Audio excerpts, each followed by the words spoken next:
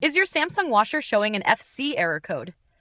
This indicates a problem with the drying fan motor, which is essential for proper airflow during the drying cycle. Let's troubleshoot step by step. By the end of this video, you'll know how to address the issue or when to contact support. What does FC mean? The code signals that the drying fan motor isn't functioning properly.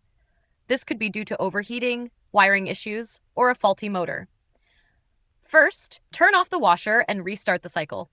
Switch off the appliance at the mains, wait 2 to 3 minutes, and then switch it back on. Restarting can clear temporary glitches and reset the fan motor system.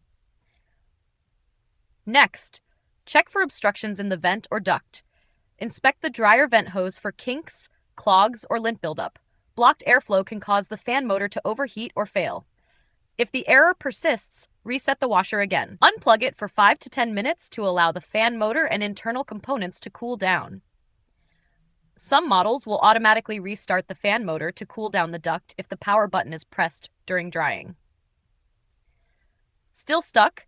Links for the user manual and customer support are available in the video description. If this video helped, subscribe for more quick fixes. Have another issue? Let us know in the comments. We may feature it in a future video. Thanks for watching, and happy laundry day!